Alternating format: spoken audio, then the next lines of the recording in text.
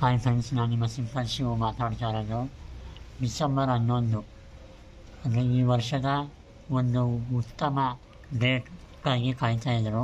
ಯಾಕಂದರೆ ನಮ್ಮ challenging star Darshan sir ಅವರ ಎಕ್ಸ್ಪೆಕ್ಟೆಡ್ ಸಿನಿಮಾ ಡೆವಿಲ್ ಸಿನಿಮಾ ನಾಳೆಯಿಂದ ರಾಜ್ಯಾದ್ಯಂತ ಬಿಡುಗಡೆ ಆಗ್ತಾಯಿದೆ. ಅವರ ಅಭಿಮಾನಿಗಳು ಒಂದು ವಾರದಿಂದಲೇ ಹಬ್ಬ ಥರ ರೀತಿ ಹಬ್ಬವನ್ನು ಮಾಡ್ತಿದ್ದಾರೆ.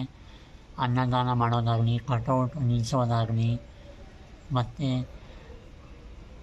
ಥಿಯೇಟರ್ಗಳನ್ನು ಸಿಂಗಾರ ಮಾಡೋದಾಗಲಿ, ಹೀಗೆ ಮತ್ತು ಟಿಕೆಟ್ ಬುಕ್ಕಿಂಗು ಜೋರಾಗಿದೆ. ಹೌಸ್ಫುಲ್ ಶೋ ಕೂಡ ಆಗಿದೆ.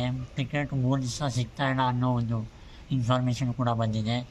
ಸೊ ನಾಳೆಯಿಂದ ಕರ್ನಾಟಕದಲ್ಲಿ ಡೆವಿಲ್ ಜಾತ್ರೆ ಶುರುವಾಗ್ತಾಯಿದೆ. ಈ ಡೆವಿಲ್ ಜಾತ್ರೆ ನೋಡಬೇಕು ಅಂದರೆ ಹೇಗಿರುತ್ತೆ ಅಂತ ನಾವು ಕಣ್ಣಾರೆ ನೋಡಬೇಕು, ನಾವು ಕಾಯಬೇಕು ನಾಳೆವರೆಗೂ.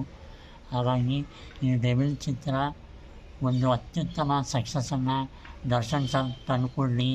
ಡೆವಿಲ್ ಚಿತ್ರಕ್ಕೆ ಕೇವಲ ಅವರ ಅಭಿಮಾನಿಗಳು ಮಾತ್ರ ಅಲ್ಲ, ಯಾರು ಕನ್ನಡ ಸಿನಿಮಾಗಳನ್ನು ಪ್ರೀತಿ ಮಾಡ್ತಾರೋ, ಯಾರು ಕನ್ನಡ ಚಿತ್ರರಂಗಕ್ಕೆ ಗೌರವವನ್ನು ಕೊಡ್ತಾರೋ, ಕನ್ನಡ ಚಿತ್ರರಂಗ ಬೆಳೀಬೇಕು ಅಂದರೆ ಎಲ್ಲರ ಚಿತ್ರವನ್ನು ನಾವು ನೋಡಬೇಕು, ಎಲ್ಲ ನಟರ ಚಿತ್ರವನ್ನು ನಾವು ನೋಡಬೇಕು. ಹಾಗಾಗಿ ಡೆವಿಲು ಕೂಡ ಬರ್ತಾಯಿದೆ. ಇದೇ ಡಿಸೆಂಬರ್ 25ಕ್ಕೆ ಮಾರ್ಕ್ ಸಿನಿಮಾ, ಸುದೀಪ್ ಸರ್ ಅಭಿನಯದ ಮಾರ್ಕ್ ಸಿನಿಮಾ ಕೂಡ ಬರ್ತಾಯಿದೆ. ಅದರ ಜೊತೆಗೆ ಶಿವರಾಜ್ ಕುಮಾರ್ ಸರ್ ಅವರ ಅಭಿನಯದ 45 ಸಿನಿಮಾ ಕೂಡ ಬರ್ತಾಯಿದೆ. ಎಲ್ಲ ಸಿನಿಮಾವನ್ನು ನೋಡಿ ಸಪೋರ್ಟ್ ಮಾಡಿ. ಮೊದಲನೇದಾಗಿ ಡೆವಿಲ್ ಸಿನಿಮಾ ನಾಳೆಯಿಂದ ರಾಜ್ಯಾದ್ಯಂತ ರಿಲೀಸ್ ಆಗ್ತಾಯಿದೆ. ಸೊ ಎಲ್ಲರೂ ಕೂಡ ಚಿತ್ರಮಂದಿರಕ್ಕೆ ಬಂದು ಡೆವಿಲ್ ಸಿನಿಮಾ ನೋಡಿ ಕನ್ನಡ ಚಿತ್ರವನ್ನು ಬೆಳೆಸಿ ಸಪೋರ್ಟ್ ಮಾಡಿ. ಸೊ ಈ ವರ್ಷ ಕನ್ನಡ ಚಿತ್ರರಂಗಕ್ಕೆ ಒಂದು ಬಂಪರ್ ಅಂತಲೇ ಹೇಳ್ಬೋದು. ಯಾಕಂದರೆ ಜೂನಿಂದ ಶುರುವಾದ ಒಂದು ಒಳ್ಳೆಯ ಟೈಮ್ ಈಗ ಡೆವಿಲ್ ಮುಖಾಂತರ ಇನ್ನಷ್ಟು ಹೆಚ್ಚುತ್ತೆ ಅಂತ ಹೇಳ್ಬೋದು.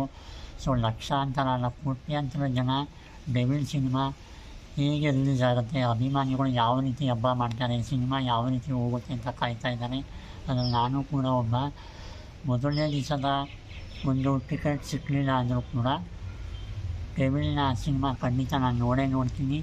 ಮೊದಲನೇ ದಿವಸದ ಹಬ್ಬರ ನಾನು ಖಂಡಿತ ನೋಡಲೇಬೇಕು. ಫಿಲಮ್ ಥಿಯೇಟರ್ಗಳ ಮುಂದೆ ಜನಸಾಗರ, ಜನಜಾತ್ರೆ ಇದ್ದೇ ಇರುತ್ತೆ.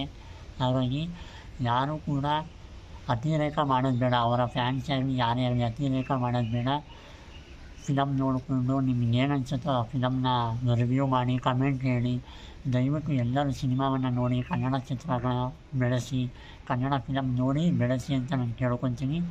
ಡೆವಿಲ್ ಫಿಲಮ್ಗೆ ಮತ್ತೊಮ್ಮೆ ಆಲ್ ದ ಬೆಸ್ಟ್, ಒಳ್ಳೆಯ ಸಕ್ಸಸ್ ಸಿಗಲಿ ಅಂತ ನಾನು ಕೇಳ್ಕೊತೀನಿ. ಜೈ ಹಿಂದ್, ಜೈ ಕನ್ನಡ ಮಾತೆ.